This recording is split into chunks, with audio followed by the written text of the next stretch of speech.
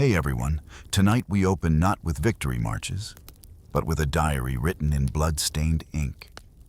You're standing in a trench on the Eastern Front, where the mud clings like chains around your boots, and frost eats into your bones faster than the enemy's bullets. The air reeks of wet earth, rotting horses, and the sweet, sickly stench of bodies that no one has time to bury. This isn't a story of strategy or glory. It's the whispered truth of men who marched east, believing in a quick war, only to find themselves swallowed by an endless land of fire and ice. Their days were spent dragging broken rifles through swamps, their nights scratching desperate words onto scraps of paper that might never reach home. So, before you settle in, hit like and subscribe and tell me, what time is it where you are? Because here, in the diaries of German soldiers, time itself seems frozen, trapped between hunger, mud, and the long shadow of death.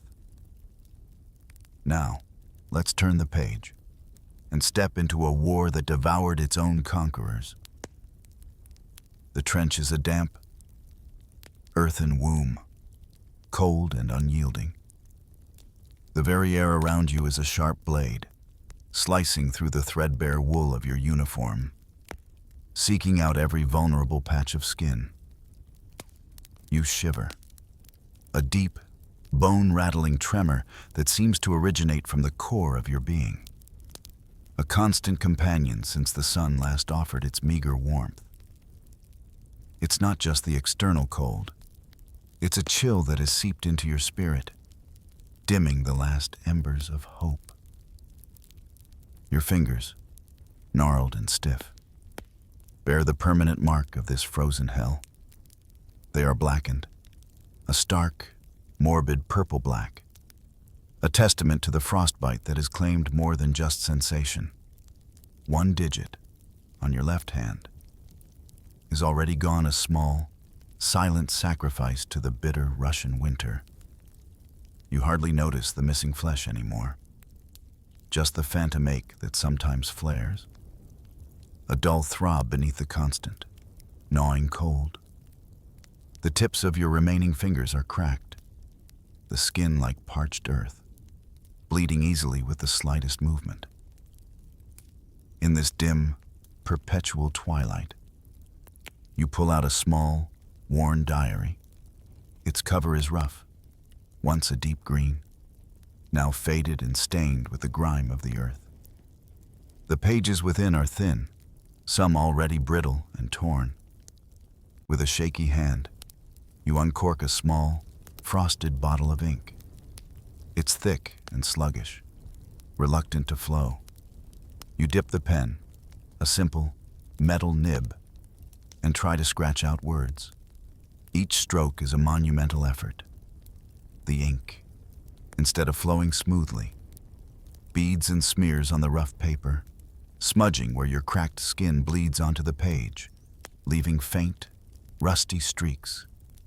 The page itself is stiff, frozen, almost solid, a fragile parchment of your torment. You lean back against the cold, muddy wall of the trench, the earthy scent heavy around you, mixed with something else. A metallic tang of blood, old and new. The rhythmic drip of water from the dugout ceiling falls onto a small puddle, each drop a tiny echo in the vast silence that stretches between distant shellings. You hear the soft, scuttling sound of rats, always present, always moving, their small bodies a constant, unwelcome presence in the dark. Their eyes, you imagine, gleam like tiny, cold embers in the gloom. With a deep, ragged breath that catches in your throat, you begin to write. The words are slow, deliberate, each one weighted with the immense burden of your reality. You whisper them to yourself as you write, as if to make them real, to impress them upon the paper before they dissipate into the cold air. Mother, you scratch, the pen scraping faintly. There is no sunrise here, only the thunder of shells and the stench of burning flesh. The words are stark, brutally honest, a world away from the letters home that pretend to be cheerful.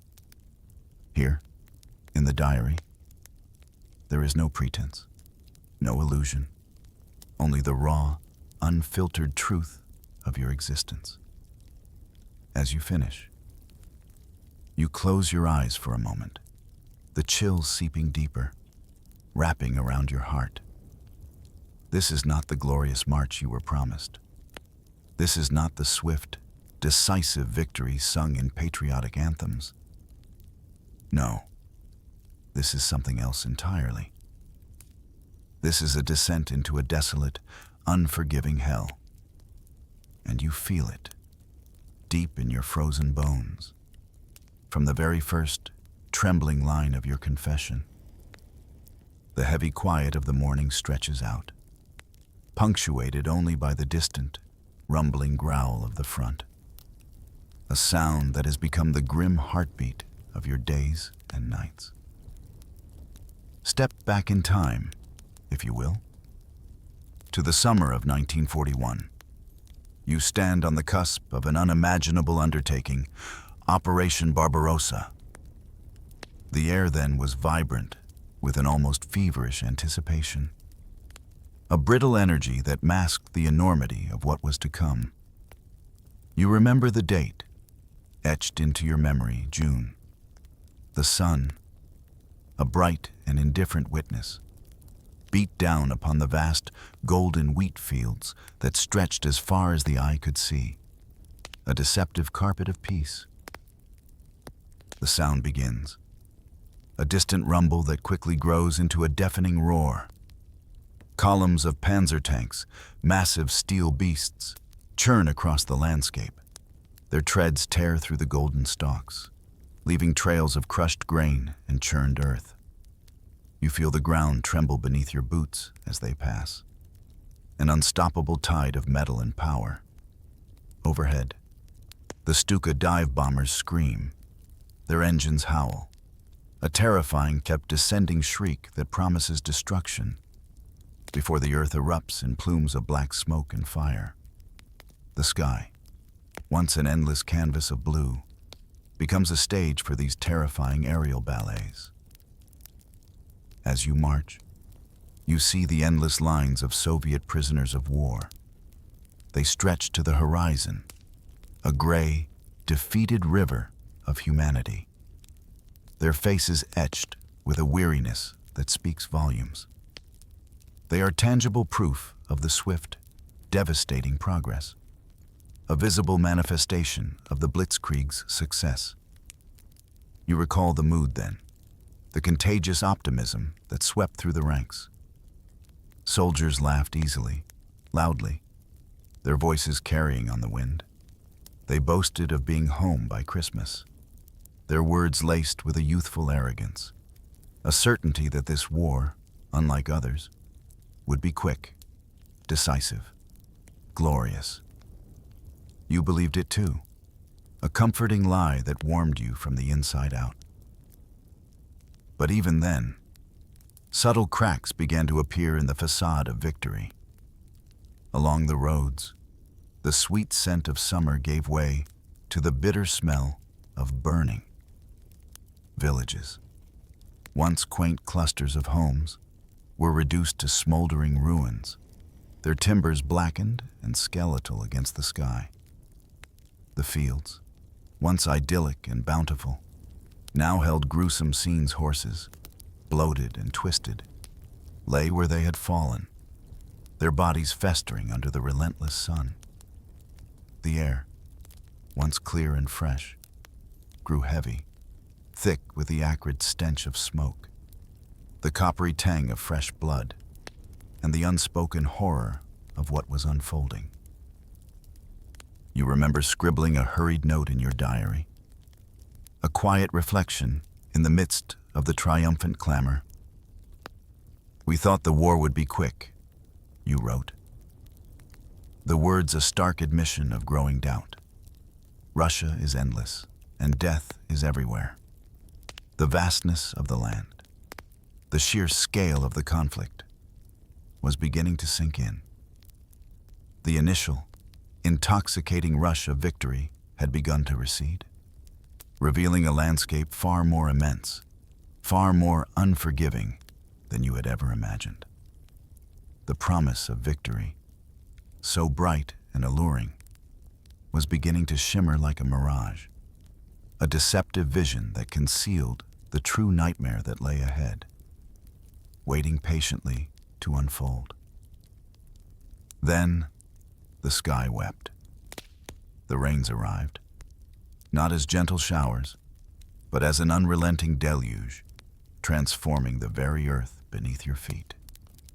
You remember the sound, a drumming symphony on your helmet, on the canvas of your tent, on the endless, sodden landscape. It poured for days, then weeks, until the familiar pathways vanished, swallowed whole by the swelling, liquid earth. This was no longer solid ground. It was a sea of mud, thick and clinging, hungry for everything it touched. The land, once seemingly infinite in its indifference, now seemed to possess a malevolent will. It swallowed men and machines with an insatiable appetite. You watched, helpless as tanks.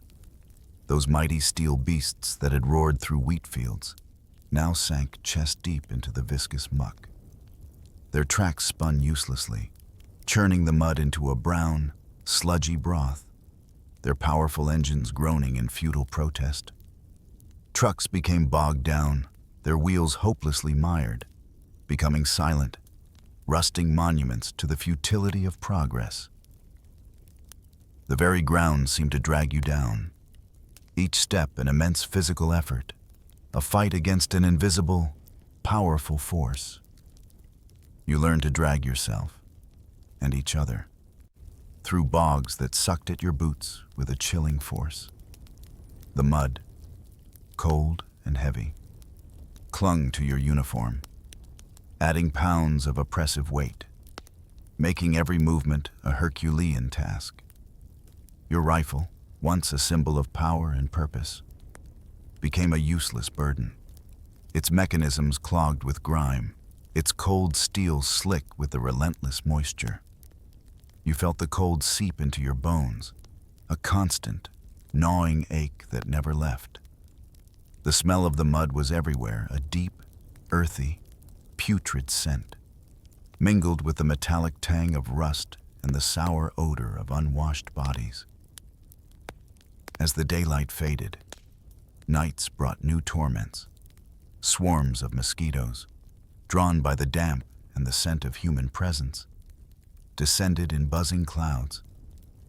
Their incessant whine was a maddening symphony, and their bites left itchy, burning welts on every exposed patch of skin. Lice, tiny, insidious creatures, found their way into every seam of your uniform, into your hair, beneath your skin, chewing into you, a constant, irritating presence that drove some men to madness. Dysentery, that insidious plague of the camps, spread through the ranks like wildfire, weakening bodies already pushed to their limits, leaving you hollow and utterly drained. You remember the moonlight, when the clouds sometimes parted, casting an ethereal glow upon the drowned landscape. In the flooded ditches, bodies floated, pale faces turned upward to the indifferent sky, their eyes wide open, staring into nothingness. Their helmets, once dull gray, gleamed like silver in the moon's cold light, macabre halos marking their final resting places. You tried not to look too long, not to see their features, to maintain the fragile wall between you and them. A soldier, driven by an unbearable weight of observation, once scratched a line in his own waterlogged diary. Words that echoed your deepest fears. With every step we sink deeper into Russian soil, as though walking into our own grave. The dream of conquest, so grand and glorious in the summer sun, was drowning here, in this endless, viscous sea of mud and death. By autumn, the relentless forward momentum of the blitzkrieg had faltered. The initial surge, once a roaring tide, had receded, leaving behind a stagnant misery that seeped into every fiber of your being. The war, once a rapid, decisive strike, now felt like a vast, decaying wound, slowly festering. You found yourself in the trenches, familiar by now, but transformed by the ceaseless rain and the creeping chill. They were no longer mere defensive lines. They were cold, wet tunnels of despair. The trenches filled with icy water, a perpetual, frigid bath that numbed your feet and ankles, then crept steadily upward. You learned to live with the constant dampness, the squelch of your boots as you moved, the chilling sensation that never quite left your skin. The earth walls, once relatively dry, now wept with moisture, turning the clay into a slick, treacherous paste. And with the water came the vermin. Rats, plump and bold, became your unwelcome companions. You saw them everywhere, scuttling across the muddy floor, emerging from cracks in the earth, and worst of all, crawling over sleeping men, their tiny claws light on your blanket, their whiskers brushing your face in the darkest hours. You felt their presence, a primal disgust mingled with a weary acceptance. Hunger, a constant, gnawing companion, became the central truth of your existence. Rations dwindled to pitiful amounts. You chewed moldy bread, its texture like sawdust, its taste sour and unappetizing, yet devoured with a desperate fervor. You sipped thin soup from battered field kitchens, the liquid lukewarm, mostly water, with a few bits of root vegetable or a hint of fat. Each spoonful was savored, prolonged, stretched as far as possible. You found yourself performing rituals of hunger, licking potato peels clean, scraping every last crumb from your mess kit, driven by an instinct more powerful than pride. The emptiness in your stomach was a vast, aching void that no amount of thin soup could ever fill. Disease too was an unseen enemy, more insidious than any bullet. Lice, those tiny, relentless tormentors, infested every seam of your uniform, every strand of hair. The itching was unbearable, a maddening sensation that drove you to frantic scratching, leaving your skin raw and irritated.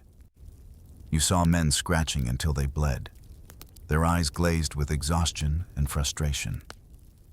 Then, the silent killer typhus. It crept through the ranks, unseen, unheard, striking down men already weakened by hunger and exposure. A cough here, a fever there, then the chilling sight of a comrade succumbing, his body racked with tremors, his eyes unfocused. You lived with a constant fear of contagion, knowing that a single bite from a louse could be a death sentence. You recalled a stark, brutal line someone had scratched into a trench wall. Or perhaps it was a diary entry, the words echoing your own silent thoughts. We are more like rats than soldiers now.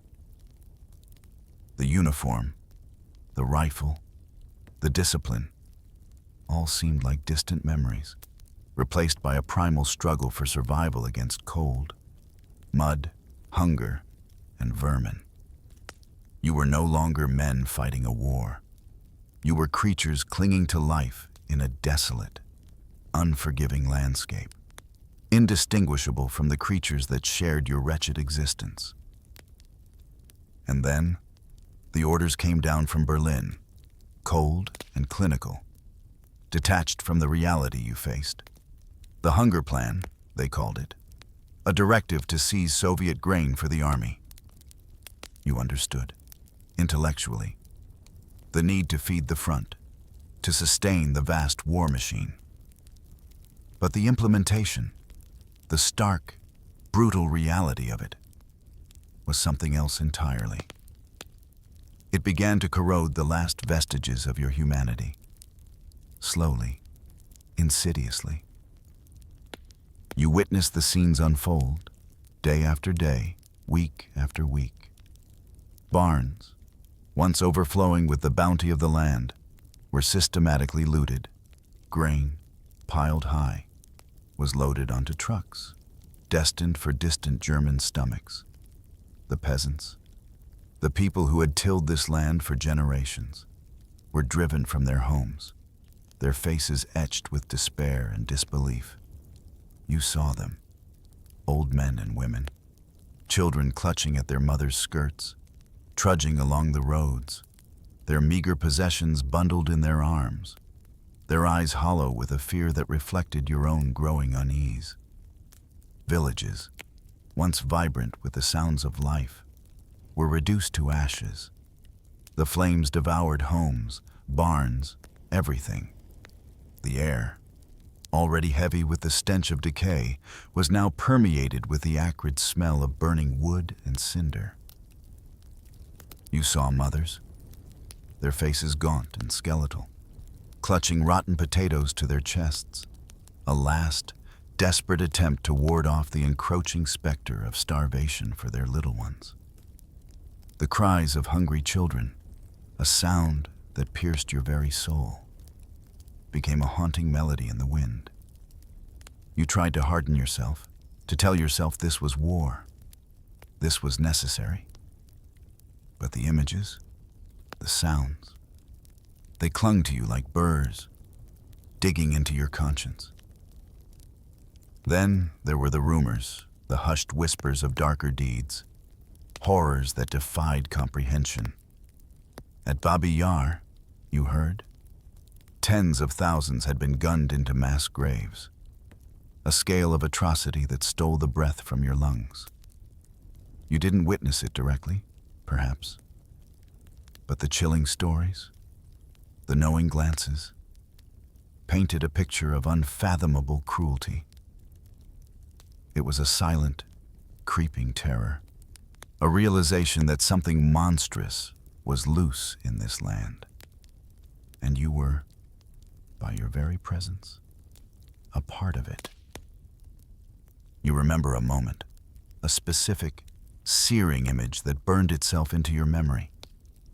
You saw a child, perhaps no older than 5 or 6, fall in the snow. Her small body, frail and emaciated, simply gave out. She lay there, unmoving, a tiny, crumpled bundle against the vast, indifferent white. In that stark instant, something shifted within you, a quiet, terrifying revelation. You saw not just a victim, but a reflection. You scribbled a thought, a chilling admission, into your diary that night, the words barely legible in the dim light. When I saw a child fall starving in the snow, I realized we were dying too, just slower. The cold, the hunger, the moral decay, they were eating away at you, slowly but surely, until you questioned if there would be anything left to reclaim should you ever somehow return. The shadow of atrocity stretched long and cold, consuming not just the victims, but the very soul of those who bore witness. In the rare, quiet moments, when the shelling subsided and the gnawing hunger allowed for a fragile stillness, your thoughts would drift home, to the warmth of a kitchen, the scent of a garden, the familiar faces of loved ones. It was during these times that you would try to write. You would sit, perhaps hunched over a crude wooden box, a pencil clutched in your frozen fingers, and try to capture the essence of your existence here. You wanted to tell them about the hunger, the relentless cold that never left your bones, the despair that settled like a heavy blanket over your spirit. You wanted them to understand, even just a little, the hell you inhabited. But the words never seemed to reach. Or rather, they reached, but in a form so altered as to be unrecognizable. Letters vanished into the ether, swallowed by the vast, impersonal machinery of censorship. You would write, pouring out your heart, describing the mud, the lice, the constant threat of death, the longing for a piece of real bread. You would seal the envelope with a faint hope, a desperate prayer that this time, your truth would somehow break through. But weeks would pass, then months, and families received only silence, a chilling, empty silence that spoke volumes of unspoken suffering. So, gradually, you learned the bitter art of deception. You learned to write cheerful lies, to paint a picture of resilience and success, of well-fed soldiers fighting a victorious war. It wasn't just a choice. It was often a necessity. Fear, a cold and pervasive fear, dictated your hand. Fear of punishment for spreading demoralizing truths, fear of your family worrying, fear of breaking the fragile illusion that held the home front together. You would describe the beautiful landscapes, the strategic victories, the camaraderie, omitting the stench of rotting flesh, the screams of the wounded, the hollow ache in your stomach. It was a performance, a tragic play enacted for the benefit of those you loved, a shield against their worry, and perhaps against your own despair. Sometimes, a flicker of true longing would escape, a single, raw plea amidst the manufactured cheer. You remember the story of a letter, found later, clutched in the frozen hand of a fallen comrade. His fingers had been too numb to seal it properly, and it had spilled out into the snow. It was brief, devoid of the usual forced optimism, just a stark, simple request. "If I die here," it read. The ink blurred by the elements. "Please bury me in my village." It was a yearning for final rest on familiar soil, a desperate plea for recognition, for a return to the gentle earth of home. But in truth, you knew, deep down, that most would never see home again. The vast, indifferent expanse of Russia had become your final resting place. The letters, whether truthful or deceitful, were merely whispers carried on the wind. Fragile threads connecting you to a world that was rapidly fading from memory. The silence from home, a reflection of the silence from you, became a grim prophecy. And as you put down the pen, staring at the blurred words, you felt the profound, chilling solitude of knowing that your desperate pleas, your whispered truths, would forever remain unheard, lost in the vast, cold emptiness of the Eastern Front. Then came the winter of 1941 to 42, a season that didn't just bring cold, but an absolute, unforgiving descent into a frozen, silent hell. The temperatures plunged, not merely below freezing, but into an unthinkable abyss. You remember the readings, if you even dared to look. Plummeting past zero, past -20, sometimes reaching an unimaginable -40 degrees Fahrenheit.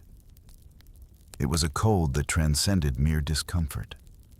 It was a physical assault, a constant, pervasive force designed to kill. Your coats, once thought sufficient, were laughably thin, offering no real protection against this alien, brutal climate. The fabric felt like paper, permeable to the icy wind that scoured the land. finding every seam, every opening. Your boots, already worn and battered from endless marching through mud, now splintered and split open in the extreme cold, their leather cracking like brittle glass. Your breath, a visible cloud of vapor, would freeze almost instantly in your beard and on your eyelashes, turning them into delicate, crystalline structures that shattered with every blink. The very air you inhaled felt like shards of ice scraping your lungs. You would wake, stiff and aching, from a fitful sleep, if sleep even came. And in the dim, gray light of dawn, the horror would often be revealed. Comrades, who had been breathing beside you just hours before, lay frozen stiff, their bodies, locked in contorted positions, were as rigid as stone, their faces a pale, waxen blue, their eyes sometimes open, staring blankly at the frost-covered dugout ceiling. The act of moving them, of preparing them for the shallow, frozen graves that would barely hold them, was a grim, silent ritual, each movement a testament to the cold's dominion. You tried not to dwell on the thought that tomorrow, it might be you. The very act of survival became a struggle against the elements. Your fingers, already scarred by frostbite, would stick instantly to rifle barrels, to the cold, unforgiving steel of your equipment. A sudden tense, sharp pull would tear skin off, leaving raw, bleeding patches on your already numb flesh. The pain, though dulled by the pervasive cold, was a stark reminder of the fragile boundary between life and the merciless elements. You learned to handle everything with extreme caution, breathing on your hands, rubbing them raw to generate a fleeting warmth. You remember the words, perhaps your own, perhaps from a despairing comrade, scratched into a diary or whispered into the frozen air. My blood turned to ice. I fired my weapon, and my own hand froze to the steel. It was a sensation that transcended pain, a chilling numbness that made you question if you were still truly alive, or merely a walking, breathing statue of ice. The Eastern Front, during that brutal winter, became a vast, silent graveyard, its landscape marked by the ghostly figures of those who had succumbed, frozen in their final, desperate struggle against the unrelenting, murderous grip of the cold. In the relentless grind of the Eastern Front, where exhaustion was a constant companion and fear a pervasive shadow, a solution emerged, offered by the medical officers with a knowing smile. Miracle pills. You knew them by their common name. Pervitin, a small chum, white tablet promised to banish fatigue, to sharpen the mind, to restore the vigor that the war had stolen. It was methamphetamine. Though you didn't know the chemical specifics, only its effects. And at first, it felt like salvation. You would swallow the pill, a dry, bitter taste on your tongue, and within moments, a surge of energy would course through your veins. The leaden weight in your limbs would vanish, replaced by a lightness, an almost boundless strength. You could march for 48 hours without sleep, sometimes even longer, pushing through snowdrifts, over frozen ground, the fatigue a distant memory. Your eyes, once heavy-lidded and dull, would become wide, red-rimmed, but intensely focused. A strange, manic laughter would bubble up from within, an almost uncontrollable mirth that seemed entirely out of place in the desolate landscape. You felt invincible, tireless, detached from the gnawing hunger and the biting cold. For a fleeting time, the world seemed vibrant, alive, even beautiful in its harshness. But the devil, you soon discovered, always exacted its price. The initial euphoria gave way to something darker, a creeping detachment from reality, a distortion of your moral compass. Under the influence of the drug, the lines blurred. Looting, once a frowned-upon necessity, became a compulsion, a wild scramble for anything of value, fueled by a restless energy. Violence, once contained, erupted with terrifying ease. Assaults, both on civilians and sometimes on fellow soldiers, became more frequent, driven by paranoia and an almost psychotic irritability. You saw men, once decent, transformed into unpredictable, dangerous shadows of their former selves, their eyes burning with an unnatural intensity.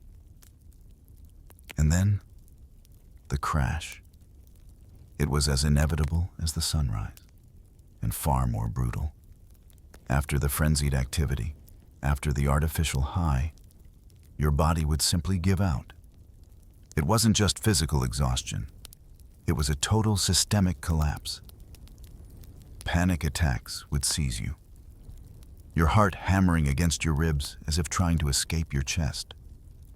You would gasp for breath, convinced you were dying, your mind racing with 1,000 terrifying thoughts. Heart spasms, sharp and agonizing, would leave you doubled over, cold sweat beading on your forehead. The laughter would turn to trembling, the invincibility to profound weakness. You would collapse, utterly spent, your body a hollow shell, your mind a chaotic maelstrom of paranoia and despair.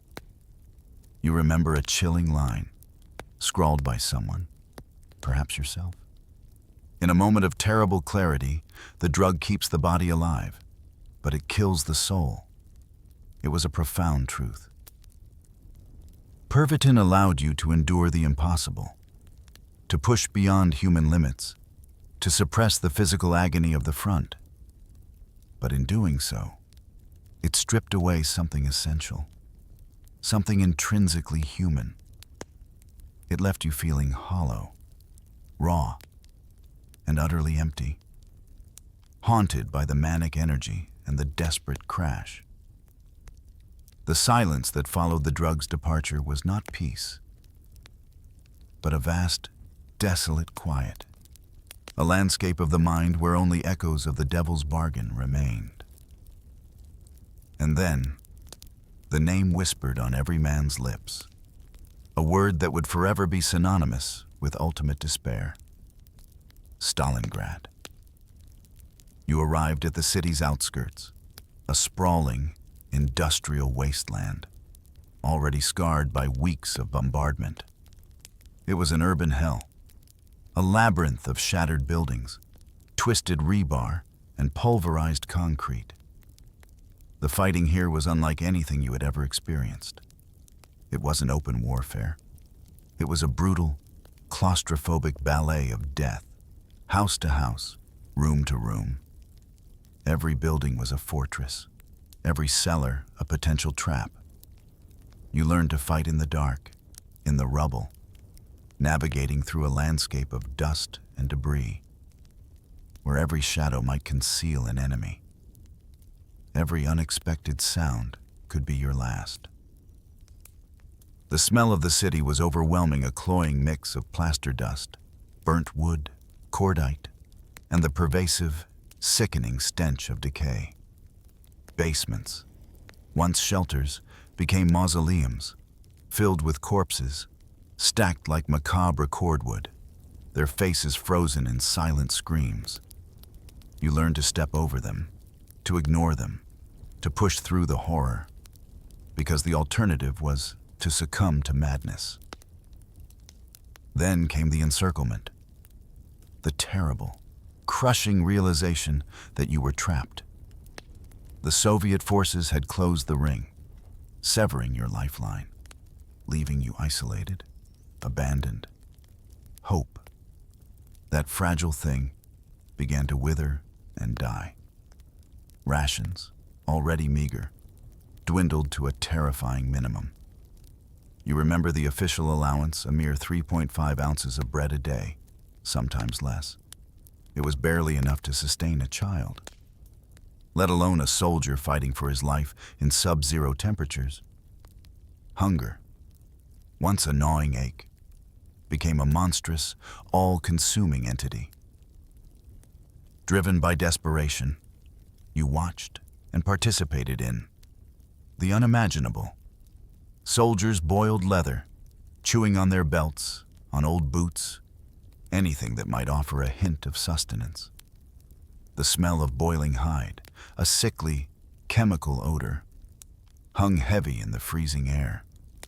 You ate horses, then dogs, then anything that moved.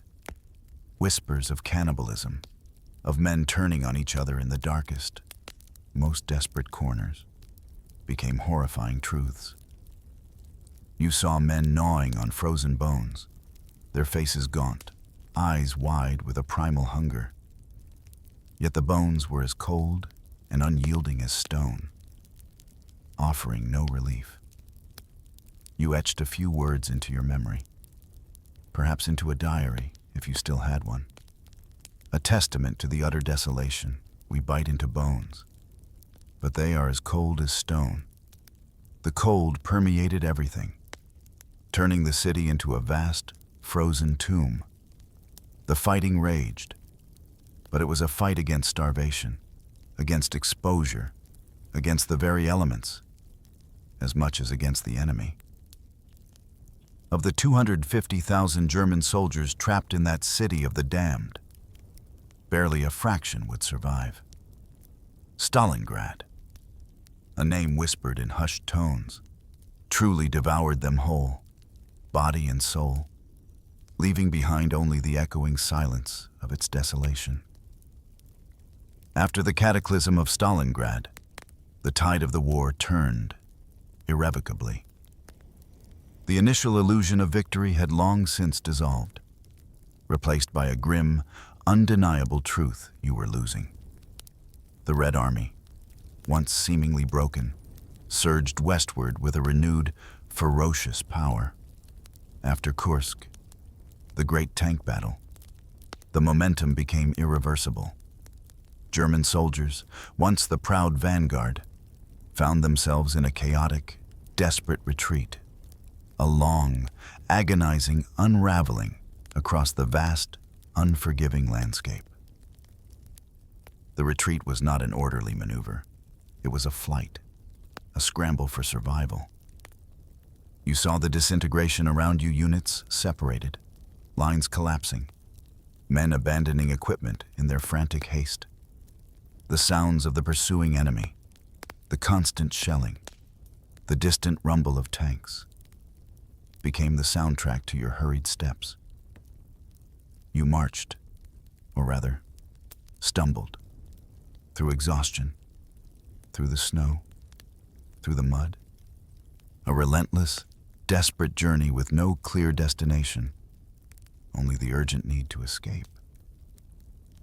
And then, the heartbreaking pleas, the wounded, those who could no longer walk, those left behind in the hasty retreat, would beg their comrades, their voices, thin and reedy, carried on the cold wind.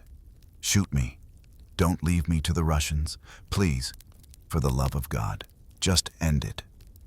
You saw the agony in their eyes, the profound terror of capture, of slow death in the freezing wilderness. The dilemma was monstrous: to obey, to grant a mercy killing, or to leave them to a fate worse than death. The decisions made in those moments, the faces of those left behind, would haunt you forever, etched into the deepest recesses of your memory. You remember the stark, brutal honesty of a comrade's desperate scrawl. Or perhaps it was your own silent thought that night, mirroring the collective despair. There is no army anymore, it read, the words a raw, unfiltered admission of utter defeat. Only beggars with rifles. The uniforms were tattered, the equipment scavenged, the discipline frayed. You were no longer proud soldiers.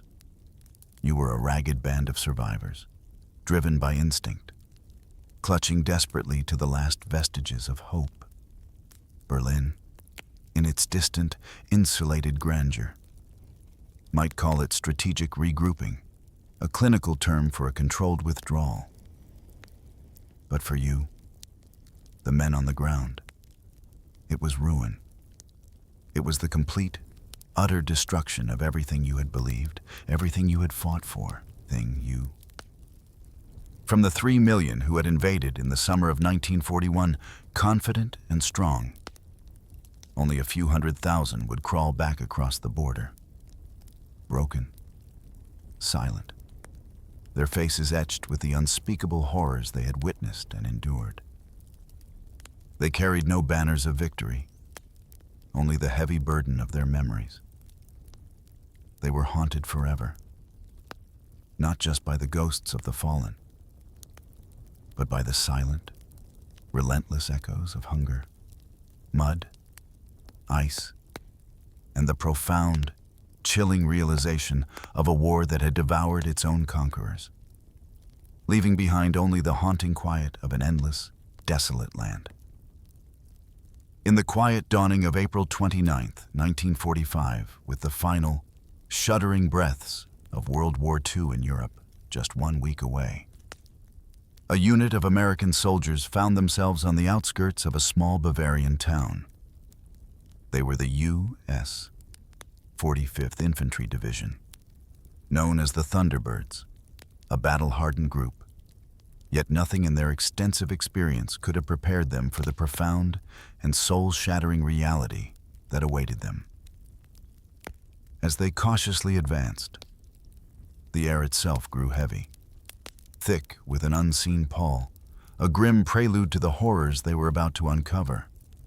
A pervasive, cloying stench, unlike anything they had ever encountered, began to seep into their uniforms, into their very beings, signaling a profound defilement of the earth.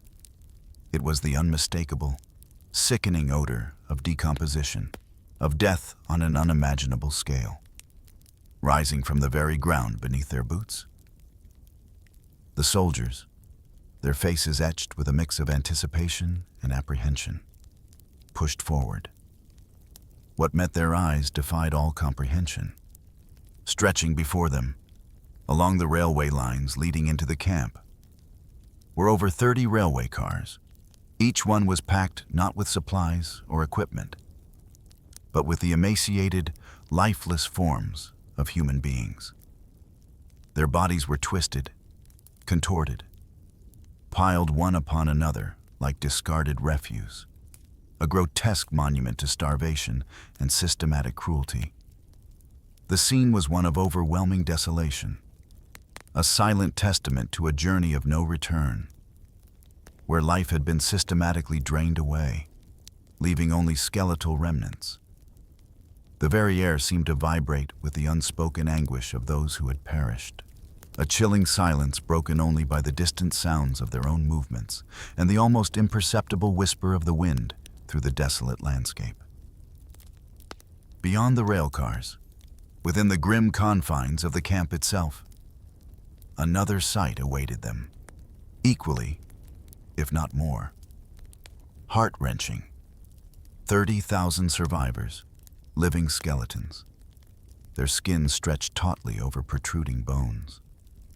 Their eyes hollow pits of despair, stared back at the liberators. These were men, women, and children, reduced to mere shadows of their former selves, clinging to the thinnest thread of existence.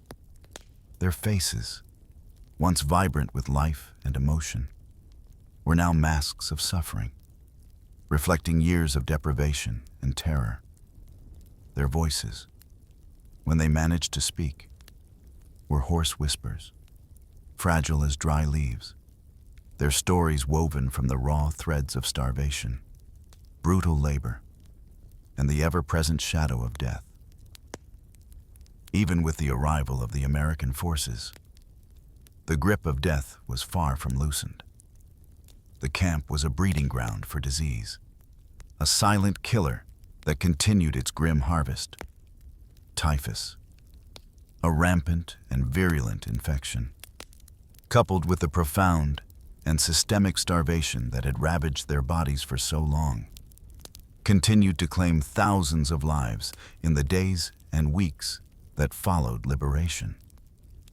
The weakened immune systems of the survivors offered little resistance, and the medical resources of the time struggled to combat the widespread contagion and profound malnutrition. The liberation, while a beacon of hope, also marked the beginning of another silent battle, one against the unseen enemies of disease and the lingering effects of starvation. A battle that many, tragically, would not survive, even in the dawn of their freedom.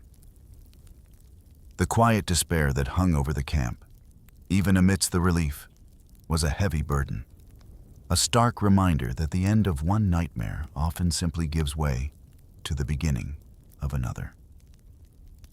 To truly comprehend the profound tragedy and the eventual raw justice that unfolded at Dachau, one must travel back in time to the chilling genesis of this dark institution.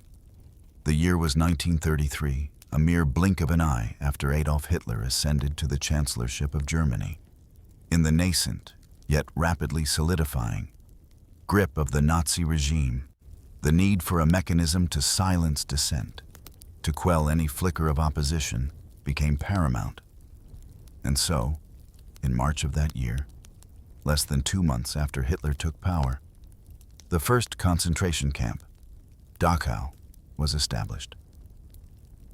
It was designed not for traditional prisoners of war, nor initially for the systematic extermination of specific ethnic groups, but rather as a chilling instrument of political suppression. Its primary purpose was stark and simple: to crush the spirit of political opponents. Those who dared to speak out, to organize, or even to harbor thoughts contrary to the totalitarian ideology swiftly found themselves within its barbed wire confines. Communists, with their fervent belief in class struggle, were among the first social democrats, advocating for a more equitable and democratic society, became immediate targets, their ideals seen as a direct threat. Trade unionists, who championed the rights of workers, found their voices stifled and their bodies imprisoned. Dachau, in its earliest form, was a chilling laboratory for social engineering, designed to isolate, intimidate, and ultimately neutralize any potential challenge to the fledgling Nazi state. In this grim laboratory, a figure emerged who would indelibly stamp his brutal philosophy upon the very fabric of the camp Commandant Theodor Eicke, a man of cold, unyielding resolve. Eicke was tasked with establishing the operational framework for Dachau, and in doing so, he laid the chilling groundwork for the entire concentration camp system that would follow. He was not merely an administrator, he was an architect of terror. Under his unforgiving command, draconian rules were imposed, designed to systematically dehumanize prisoners, break their will, and instill absolute, paralyzing fear. These regulations were not merely about maintaining order. They were about crushing the spirit, extinguishing hope, and turning human beings into mere numbers, utterly subservient to the regime. Eicke transformed Dachau into what he chillingly referred to as a school of violence for the SS guards. This was not a place for rehabilitation, nor simple incarceration. Instead, it became a training ground where young, impressionable men were systematically indoctrinated into a culture of cruelty, where empathy was eradicated, and where brutality became a hallmark of duty. The guards were taught to see prisoners not as individuals, but as enemies of the state, as subhuman entities deserving of scorn, torment, and ultimate destruction. This school fostered an environment where sadistic tendencies were not merely tolerated, but actively encouraged, shaping a generation of perpetrators who would go on to staff countless other camps, carrying with them the chilling lessons learned within Dachau's walls. The seeds of a pervasive and systemic terror were sown here, quietly, methodically, in the early days of Hitler's reign, creating a blueprint for the darkness that would soon engulf a continent. As the years of the Third Reich unfurled, the grim purpose of Dachau expanded, and with it, the tragic diversity of its imprisoned population. What began as a tool for the suppression of political dissent slowly, insidiously, became a net cast wider and wider, ensnaring those deemed undesirable by the regime. Initially, as we have explored, the gates of Dachau primarily closed upon political opponents, communists, social democrats, and courageous trade unionists. These were the first to feel the chilling bite of the regime's growing power. Their voices silenced, their freedoms extinguished. But the definition of an enemy of the state was fluid, ever expanding in Nazi Germany. As the regime tightened its grip, other groups, once seemingly peripheral, found themselves swept into the same terrifying vortex. Jehovah's Witnesses, whose unwavering commitment to their faith prevented them from swearing allegiance to Hitler or participating in the war effort, were imprisoned for their conscientious objections. The Roma and Sinti people, often derogatorily referred to as gypsies, faced systematic persecution rooted in racist ideology. Deemed racially inferior and asocial, they were rounded up, dispossessed, and forced into the camp system. Homosexuals, too, were targeted, their very existence seen as an affront to the regime's rigid and twisted ideals of racial purity. They faced unimaginable torment, their identities criminalized, their lives extinguished in a campaign of moral cleansing. Beyond these groups, a catch-all category emerged: repeat offenders and asocials. This broad and chilling classification encompassed anyone who did not fit the rigid societal norms enforced by the Nazis. Petty criminals, beggars, vagrants, alcoholics, the mentally ill, and even those simply deemed habitually unemployed. Their presence in Dachau underscored the regime's totalizing control over every aspect of life, aiming to purify the social body by removing those considered unproductive or aberrant. Remarkably, in the early years of Dachau's existence, the number of Jewish prisoners was comparatively few. This was not because they were spared the regime's virulent anti-Semitism, but rather because the initial focus was on political containment, and the broader, systematic extermination of Jews was still in its conceptual phase. However, this grim reality shifted dramatically following Kristallnacht, the night of broken glass in November 1938. This coordinated pogrom unleashed a wave of terror across Germany and Austria. In its horrific aftermath, an estimated 11,000 Jewish men were arrested and, in a terrifying demonstration of escalating brutality, swiftly deported to concentration camps like Dachau. Their arrival marked a chilling new chapter, transforming the camp from primarily a political prison into a broader instrument of racial persecution, a harbinger of the genocidal horrors that would soon follow on an industrial scale. The gates of Dachau, once opened for political foes, now yawned wider, ready to swallow anyone deemed an enemy of the Reich, regardless of their past or their creed, turning it into a microcosm of the Nazi state's ever-expanding tyranny. The physical embodiment of Dachau's chilling purpose was meticulously designed, a landscape engineered for torment and control. The camp itself was laid out with cold, efficient precision, a testament to the methodical nature of its creators. At its core stood 32 barracks, long, low structures that, at first glance, might have seemed like innocuous dormitories. Yet, within their walls, human beings were packed shoulder to shoulder, their individual identities systematically stripped away. These barracks, intended to house a fraction of the population they eventually held, became suffocating spaces of shared misery, their air thick with the smell of unwashed bodies, fear, and despair. Nearby, the administrative offices functioned with chilling bureaucratic efficiency, managing the intake and processing of thousands of lives, reducing them to mere numbers on a ledger. And then there was the infamous bunker, a separate building, its name whispered with dread among the prisoners.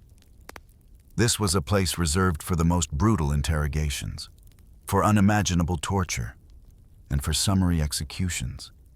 Its thick walls silenced the screams of those within, ensuring no witness to the depths of its cruelty. The entire complex was an island of despair, meticulously isolated from the outside world. It was surrounded by multiple layers of defense, each designed to prevent escape and to reinforce the prisoners' utter helplessness. Electrified fences, their wires humming with deadly current, formed an impassable barrier, a constant, buzzing reminder of death. Beyond these, deep ditches, often filled with water or sharp obstructions, served as an additional deterrent. Looming over everything were the guard towers, placed at strategic intervals, their spotlights piercing the darkness, their machine guns ready to unleash a hail of bullets upon any perceived transgression. These towers were staffed by SS guards, their presence a perpetual, chilling reminder of the absolute power held over those within. The very landscape of Dachau was a psychological weapon, a constant visual reinforcement of the prisoner's inescapable fate. For the initial years of its operation, conditions, while harsh, remained at a brutal equilibrium. However, a profound and horrifying shift occurred after 1939 with the outbreak of World War II. The pretense of re-education or preventative detention was shed, replaced by a grim new reality. Living conditions collapsed into an abyss of systematic neglect and deliberate cruelty. The already meager rations dwindled, leading to widespread and pervasive starvation.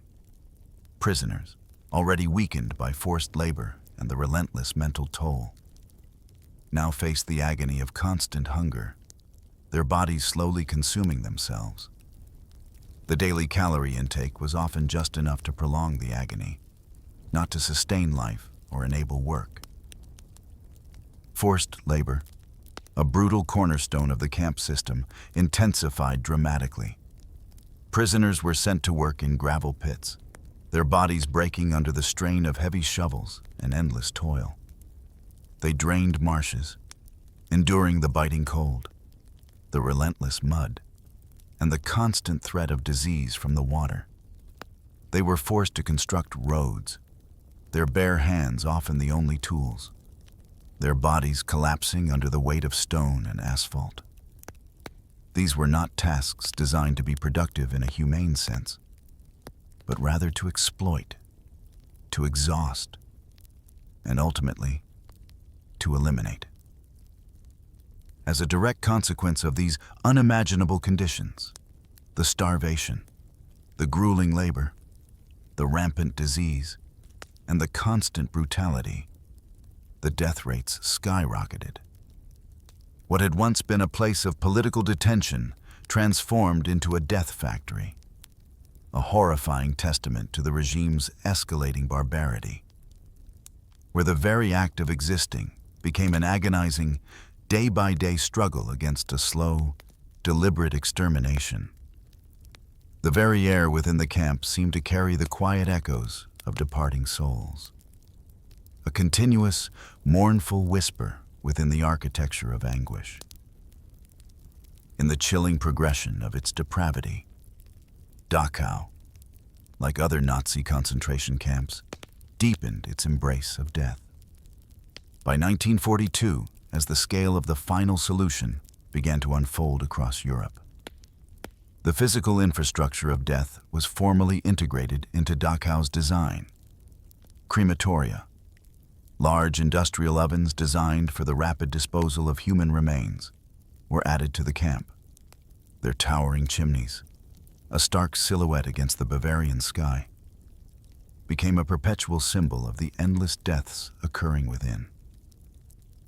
Simultaneously, a gas chamber was constructed, a chilling testament to the regime's ambition for systematic extermination.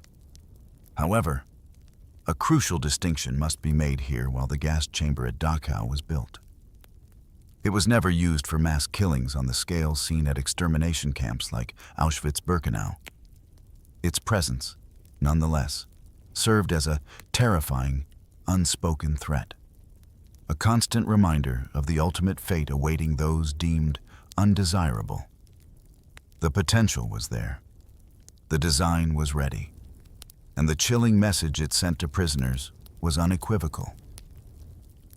Despite the non-operational status of its own gas chamber for mass murder, Dachau played a direct, horrifying role in the Nazi euthanasia program, known as T4. This program, initially targeting the mentally and physically disabled within Germany, was expanded to include concentration camp prisoners. Over 2,500 prisoners from Dachau were systematically deported to the Hartheim Euthanasia Center, a castle near Linz, Austria, converted into a killing facility. There, these individuals, often too weak to resist, were murdered, primarily by gassing. Their deaths were meticulously recorded, their lives extinguished with cold, bureaucratic efficiency, simply because they were deemed unworthy of life by the Nazi ideology. Another grim chapter in Dachau's history involved the mass execution of Soviet prisoners of war. As the war raged on the Eastern Front, bringing millions of Soviet soldiers into German captivity, the Nazis applied a particularly brutal policy towards them, viewing them as subhuman and ideological enemies. They subjected them to starvation, forced labor, and mass murder. At least 4,000 Soviet POWs were executed at Dachau, often shot in the camp's shooting range, their lives extinguished with calculated indifference. Their bodies, like so many others, were then incinerated in the crematoria, leaving little trace but the lingering horror in the memories of those who witnessed these unspeakable acts. Perhaps one of the most disturbing aspects of Dachau's history, and indeed, of the entire Nazi camp system, was the proliferation of inhumane medical experiments. Driven by a perverse combination of pseudo-scientific curiosity, a complete disregard for human life, and a chilling desire to advance military objectives, doctors and scientists conducted horrific experiments on prisoners. These were not therapeutic interventions, but systematic tortures. Prisoners were subjected to extreme hypothermia experiments, plunged into icy water or left naked in freezing temperatures to determine how long pilots could survive if shot down over the North Sea. Others endured high-altitude experiments in pressure chambers, simulating the conditions of extreme altitudes to test the limits of human endurance, often resulting in agonizing deaths or severe neurological damage. Prisoners were forced to drink seawater, their bodies dehydrating rapidly, in attempts to find a chemical method for making it potable. Malaria treatments were tested on unwilling human subjects, injecting healthy individuals with the disease and then experimenting with various, often ineffective and agonizing, drug cocktails. Hundreds died during these experiments, their last moments filled with unspeakable pain and terror. Many more were permanently disabled, their bodies and minds scarred forever by the cruelty they endured, a chilling testament to the utter moral collapse that permeated Dachau's gates. The quiet hum of the camp, even amidst its suffering, held the silent screams of these victims, echoing through the corridors of a twisted science. The very essence of the prisoners' existence within Dachau and its ever-expanding network became synonymous with toil, a relentless, back-breaking, and ultimately soul-destroying form of slave labor. This was not merely about punishment. It was about exploitation, a systematic draining of human life force for the benefit of the Third Reich's war machine and its grand, twisted ambitions. Prisoners were forced into construction, their weakened bodies moving earth and stone to erect new buildings, new facilities, often for the very regime that imprisoned them. They built roads, their hands raw, their muscles screaming, extending the arteries of the Nazi Empire.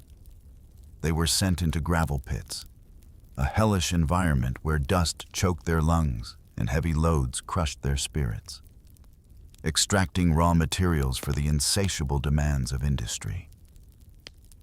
And, in a macabre irony, they were made to drain marshes, often in the harshest of weather conditions, standing in cold, stagnant water, their bodies slowly succumbing to the elements and the diseases that festered in such environments. These were not tasks designed to be completed efficiently, but rather to exhaust, to dehumanize, and to literally work human beings to death. As World War II raged on and Germany's resources dwindled, the demand for this forced labor intensified exponentially. By 1944, the original Dachau concentration camp, sprawling as it was, could no longer contain the sheer volume of coerced workers required for the war effort. This led to the insidious proliferation of a vast and complex subcamp network, an invisible web of misery stretching across Bavaria and beyond. Over 140 satellite camps, each a smaller, yet equally brutal extension of Dachau, sprang up around armaments factories, aircraft plants, and other vital war industries. These subcamps were often little more than improvised barracks or dilapidated buildings, offering even fewer amenities and even harsher conditions than the main camp. Prisoners, drawn from the already depleted ranks of Dachau or newly arrived from occupied territories, were marched or transported to these satellite outposts. Their days were an endless cycle of grueling labor in the factories, their bodies pushed beyond human limits, fueled by starvation rations, and constantly under the threat of brutal beatings or summary executions. They worked long hours, often 12 or more a day, 7 days a week, assembling weapons, constructing machinery, or performing other vital tasks for the German war economy. The factories, once symbols of industrial progress, became sites of unimaginable suffering, powered by the dying breaths of their enslaved workforce. In these subcamps, often far from the direct oversight of the main camp and its meager medical facilities, the mortality rate soared even higher. Thousands upon thousands of prisoners were, quite literally, worked to death. Their bodies, already weakened by years of malnutrition and abuse, simply gave out under the unrelenting strain. They collapsed at their machines, died in their bunks from exhaustion or disease, or were beaten to death for not meeting impossible quotas. The systematic nature of this exploitation meant that prisoners were seen as disposable tools, their lives measured only by the last ounce of labor they could provide. The constant hum of machinery in these factories was interwoven with the silent groans of dying men and women, a chilling symphony of forced labor that extended Dachau's reach of terror far beyond its initial barbed wire fences, leaving a trail of quiet desolation across the German landscape. As the calendar turned from 1944 into 1945, the final, desperate months of World War II, The conditions within Dachau reached an apocalyptic nadir. The approaching Allied armies, pushing relentlessly from both east and west, caused a ripple effect of chaos and despair throughout the Nazi camp system. Concentration camps further east, facing imminent liberation, were often evacuated. Their emaciated prisoners forced onto brutal death marches or transported in overcrowded, unheated railway cars towards camps deeper within Germany. Dachau, strategically located and one of the largest remaining camps, became a grim destination for thousands of these desperate souls. By late 1944 and early 1945, the camp, already strained beyond its capacity, became hideously overcrowded, swollen with over 30,000 prisoners. What had once been a space meant for a few thousand now groaned under the weight of multiples of that number, with little to no increase in provisions or sanitation. This extreme overcrowding, coupled with profound malnutrition and the general breakdown of any semblance of hygiene, created a perfect storm for the rapid spread of disease. A virulent typhus epidemic swept through the camp like a phantom reaper, claiming lives with terrifying speed and indiscriminate cruelty. Typhus, spread by lice, thrives in unsanitary conditions and among weakened populations. The bodies of the sick and dying lay alongside the living in the cramped barracks, creating a continuous cycle of infection. Every day, the quiet, mournful count of the dead rose, reaching a chilling crescendo of 100 to 200 victims per day. The sounds of coughing, the shallow, rattling breaths of the dying, and the omnipresent, sickening odor of disease became the chilling soundtrack of Dachau in its final days. For those still clinging to life, the prospect of dying not from a bullet or a beating, but from the invisible enemy of disease, was a final, horrifying indignity. Even as the Allied forces closed in, the SS, in a final act of depravity and desperation, sought to erase the evidence of their crimes. They organized what became known as death marches. Beginning in late April 1945, with American tanks rumbling closer, the SS forced approximately 25,000 prisoners to march away from Dachau. These were not organized evacuations. They were forced peregrinations of terror, designed to eliminate as many prisoners as possible, or at the very least, prevent them from falling into Allied hands and testifying to the horrors they had endured. The routes of these marches stretched for miles, often winding through the Bavarian countryside. Prisoners, already on the brink of death from starvation and disease, were compelled to walk for days, sometimes weeks, with no food, no water, and no rest. Those who faltered, who collapsed from exhaustion, or who simply could not keep up with the brutal pace, were summarily shot by the SS guards. Thousands perished in this manner, their bodies left by the roadside, abandoned to the elements. Others starved to death along the way, their last breaths a silent testament to the cruelty of their captors.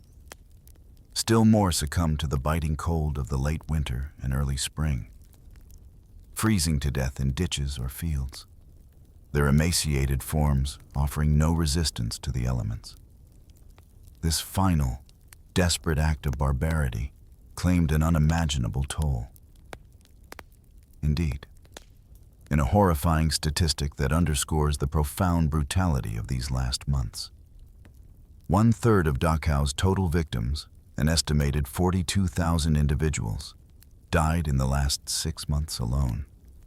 Their quiet departures, a grim harvest in the dying days of a monstrous regime, whispered a silent prayer for reckoning. The scene of Dachau's liberation, as etched into the historical record and the traumatized memories of its witnesses, was not one of unadulterated triumph. It was, instead, a profoundly shocking and emotionally devastating encounter with the raw, unvarnished face of pure evil.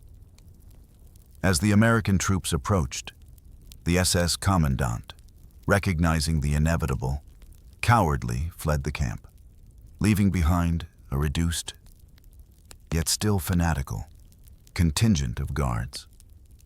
These remaining SS personnel, imbued with the regime's dying fanaticism, incredibly opened fire on the advancing US troops, a final, desperate act of defiance that sealed their own gruesome fate and ignited the fury of the liberators. What followed the initial skirmishes was a descent into a landscape of unimaginable horror. American soldiers, accustomed to the brutal realities of combat, were utterly unprepared for the sights that greeted them within the camp's gates. They found bodies, not simply dead, but stacked like firewood, meticulously arranged in grotesque piles, overflowing from crematoria and lying in heaps near the barracks. These were not the battlefield casualties of honorable combat. These were the victims of systematic, dehumanizing murder. Their skeletal forms a stark, horrifying testament to deliberate extermination. The very air was thick with the stench of death, a smell that would forever haunt the nostrils of those who experienced it. The sight of these skeletal corpses, piled high, became an indelible image of the depths of human depravity, shocking even the most hardened combat veteran. The emotional impact on the American soldiers was immediate and profound. Many, despite their years of confronting death on the battlefield, broke down in tears, their stoicism shattered by the sheer, overwhelming scale of the suffering they witnessed. These were men who had seen the worst of humanity. But Dachau presented a new, darker dimension of evil. The tears were a release of shock, of sorrow, of incomprehension in the face of such calculated inhumanity. Yet, for others, the grief and horror quickly transformed into an overwhelming, uncontrollable rage. This was not the strategic anger of combat, but a primal, visceral fury at the perpetrators of such atrocities. The sight of the emaciated survivors, their hollow eyes, their skeletal bodies, fueled a righteous indignation that demanded immediate, brutal justice. In that terrible moment, a profound realization dawned upon the American soldiers. This was not merely a war against a nation-state, against Germany. This was a battle against something far more insidious, something transcendently malevolent. They understood, with chilling clarity, that they were fighting pure evil itself, the ideology that had spawned such a place, that had twisted human beings into monsters capable of such acts, was a force that had to be utterly annihilated, eradicated from the face of the earth.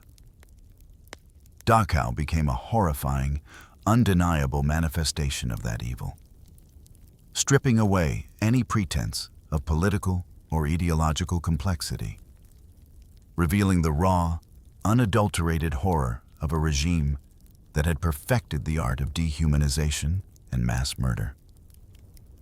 The quiet desolation of the camp was suddenly shattered by the cries of the liberated and the simmering, righteous fury of the liberators. In the immediate aftermath of Dachau's liberation, the overwhelming horror and the raw, visceral rage that gripped the American soldiers culminated in a swift, chaotic, and profoundly controversial act of reprisal. The quiet, methodical barbarity of the SS was met with an explosion of unbridled fury, a raw, human reaction to unspeakable evil. As German officers surrendered, their hands raised in what they hoped would be a gesture of peace, They were led towards the very rail cars that still overflowed with the grotesque, emaciated corpses of Dachau's victims. In a moment of intense, blinding retribution, these officers were shot inside the very death trains, their bodies falling amidst the skeletal remains of those they had condemned. It was a stark, brutal inversion of power, a direct response to the horror that permeated every inch of that space. The main incident, later to be known as the Dachau massacre, unfolded with chilling swiftness. A group of captured SS guards, the very men who had overseen the torment and deaths of countless prisoners, were rounded up. They were lined up at the camp's coal yard, a desolate, grimy space that now became an impromptu execution ground. The American troops, their faces grim, their eyes reflecting the unspeakable sights they had just witnessed, opened fire.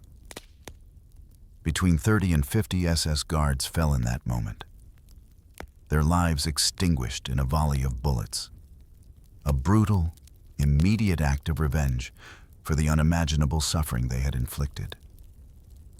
This was not a military engagement.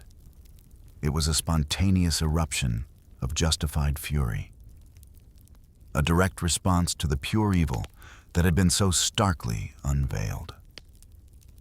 The quiet despair that had clung to the air was momentarily replaced by the sharp crack of rifle fire, a sound of grim, final justice. But the retribution was not solely at the hands of the American liberators. The prisoners themselves, those skeletal, suffering survivors who had endured years of unimaginable torment, found a sudden, terrifying strength in their liberation. Their long-suppressed rage, their accumulated agony, burst forth with terrifying intensity. These men, once helpless victims, now became instruments of raw vengeance. They seized whatever was at hand, shovels, their own bare fists, and descended upon the SS men they could find. The scene was one of primal, brutal chaos. SS men were beaten mercilessly, their cries of pain lost amidst the roars of the liberated. They were stomped to death, their bodies crushed by the desperate, long-suffering feet of those they had tormented. The violence was savage, born of years of starvation, torture, and the systematic denial of their humanity. It was the eruption of a dam that had held back an ocean of suffering for far too long. In a grim twist of fate, some SS men, in a desperate attempt to escape the impending retribution, had shed their uniforms and attempted to disguise themselves as prisoners, hoping to blend in with the emaciated survivors. However, their well-fed appearance, their distinct lack of the signs of prolonged starvation, betrayed them. They were swiftly identified by the true prisoners, whose intimate knowledge of their captors made deception impossible. Once discovered, these disguised SS men faced an even swifter, more brutal end. They were lynched on the spot, their lives taken by the very people they had so cruelly oppressed. This was not justice delivered by a court of law. It was the raw, unmediated fury of the oppressed. A chilling, yet perhaps understandable, manifestation of human breaking point, a fiery reckoning for years of unspeakable crimes. The screams of the dying SS and the guttural cries of the vengeful filled the quiet air of Dachau in its darkest hour. In the immediate, chaotic hours and days following the liberation and the subsequent acts of reprisal, the American troops, still reeling from the profound shock of Dachau, took further decisive actions to secure the camp and confront the lingering symbols of its horror. Among these actions was the grim necessity of eliminating the camp's guard dogs. These animals, trained to be vicious instruments of control and terror, had for years been used by the SS to attack and torment prisoners. There were pervasive, horrific rumors, whispered among the survivors and quickly absorbed by the liberators, that these dogs had even been fed human flesh, a chilling testament to the depths of depravity within Dachau's walls. Whether true or not, the belief alone was enough to seal their fate. The dogs were systematically shot, their presence a final, tangible link to the camp's brutality. The quiet thud of their bodies, another grim note in the discordant symphony of liberation, signaled the eradication of every last tool of terror. Beyond the camp's barbed wire, the local citizens of Dachau, many of whom claimed ignorance of the atrocities occurring literally on their doorstep, were forced into a profound and uncomfortable confrontation with the reality of their town's dark secret. General Patton, in a stark and deliberate act of public shaming and education, ordered these citizens to witness the horrors of the camp firsthand. They were marched through the gates, compelled to see the piles of emaciated corpses, to witness the skeletal survivors, and to walk through the barracks steeped in the stench of death and disease. This forced viewing was a deliberate attempt to tear down the veil of denial and collective blindness, to ensure that the truth of Dachau could never again be conveniently ignored or denied by those who lived so close to its pervasive evil. Their faces, a mixture of shock, disbelief, and perhaps even shame, bore witness to the grim revelation. In the subsequent inquiries into the events of the Dachau liberation, including the summary executions of SS guards and the acts of revenge perpetrated by the prisoners, a decision of profound significance was made. General George S. Patton, the firebrand commander, famously dismissed all charges against the American soldiers involved in the reprisals. No one was formally tried or punished for the acts of violence committed against the SS guards. This decision, while controversial to some legal minds, reflected a deeper understanding of the extraordinary circumstances. The raw, uncontainable surge of human emotion and justice that erupted in the face of such unfathomable evil. It acknowledged that in moments of such profound moral clarity, where pure depravity had been witnessed, the immediate, visceral response of righteous indignation, however brutal, might be seen as a form of justice in itself. The quiet, unspoken agreement was that the horrific crimes of the SS and the unparalleled suffering of their victims outweighed any formal legal process for these spontaneous acts of retribution. Over its 12 harrowing years of existence, from its inception as a political prison to its agonizing final days, Dachau held over 200,000 prisoners within its walls and its vast network of subcamps. It was a crucible of suffering, a place where human beings were systematically dehumanized, tormented, and exploited. And in that chilling span of time, nearly 42,000 individuals were killed, their lives extinguished through starvation, disease, torture, forced labor, and summary execution. Each number represents a life, a story, a family shattered, a silent scream lost to history. Dachau, therefore, stands as a dual monument in the annals of human history. It became the horrifying prototype of Nazi terror, the chilling blueprint for the entire concentration camp system, a place where the methods of dehumanization and systematic extermination were refined and perfected. But it also became the site of a bloody, visceral reckoning at the very end, a place where the accumulated agony of years exploded into a final, chaotic act of retribution. Its quiet, enduring legacy is not just one of immense suffering, but also of the profound, often difficult, questions it poses about justice, revenge, human nature, and the unyielding imperative to remember. As the quiet of night descends, let the echoes of Dachau remind us of the enduring fragility of peace and the timeless, urgent need for vigilance against the shadows that linger in the human heart.